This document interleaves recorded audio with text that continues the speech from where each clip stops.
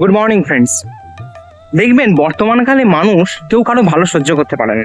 আপনি ভালো থাকবেন কি, দেখবেন একটু দেখবেন মানুষ কিন্তু আপনার উপর রেগে গেল বা চটে গেল। কেন? কারণ সে আপনার ভালো সহ্য করতে পারে না। আর এই ভালো যেহেতু সহ্য করতে পারে না, তার ফলে কি হয়, সে কিছু ভালো করতেও পারে না। তাই মানুষের ভালো থাকার জন্য, ভালো করার জন্য নিজেকে আগে ভালো হতে হয়, তাই না? দেখবেন আপনি নতুন ব্লগ বানাচ্ছেন, আমাদের মতন যারা মানুষেরা আছেন, দেখবেন আপনি ব্লগ বানাচ্ছেন, আপনাকে দেখা দেখে অমনি শুরু করে দেবে, আপনাকে দেখা দেখে অমনি ব্লগ বানানো শুরু করে দেবে। সে হয়তো জানেও না, বোঝেও না, কিন্তু এই যে হিংসা করতে করতে মানুষ কিন্তু কোথায় যে পৌঁছে যাচ্ছে তার ঠিক ঠিকানা নেই। আমি হয়তো ব্লগ বানাতে ভালো পারি, সে হয়তো অন্য কিছু পারে, কিন্তু এই যে অর্থাৎ নিজস্বতা মানুষ আমরা হারিয়ে ফেলছি।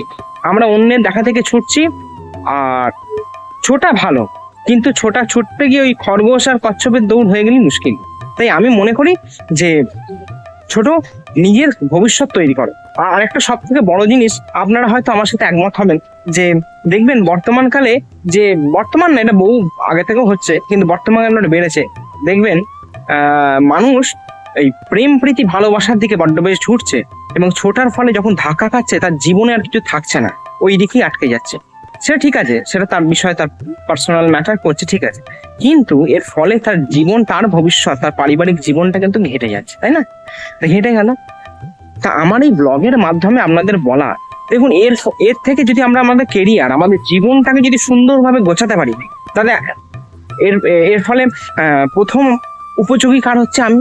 আমার নিজের অর্থ উপার্জন করছি, ভালো করে থাকছি, আমার সাথে সাথে যারা আছে তারাও ভালো থাকছে, কত প্রফিট ভাবুন।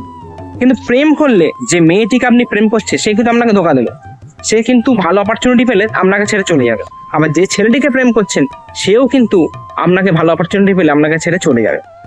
তাই আজকে আমার এই প্রথম ব্লগের মাধ্যমে আপনাদের এটা বলা, যে নিজের কেরিয়ার আমরা আসুন তৈরি করি।